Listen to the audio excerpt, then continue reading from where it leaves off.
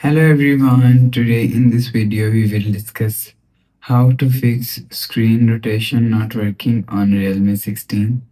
Let's start the video. If you want to fix this problem, so restart device, just click and hold side power button and swipe up and restart device from here. After restarting, go back to home screen. You will see your problem is solved. But if it not solved, if you want to fix this problem, so go to app library. Here click on settings app. Now in settings, scroll down and click on system and update. After click on system and update, click on software update.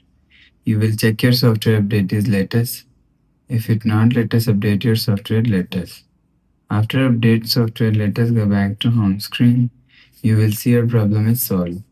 But if it doesn't fix this problem, so last solution is reset all settings. Click on settings app, scroll down and click on system and update. Click on backup and reset and click on reset phone. If you want to fix this problem, so click on reset all settings. Enter phone pin. Again click on reset, you will see your problem is solved. After the process, go back to home screen. So that's how you can fix screen rotation not working on Realme 16.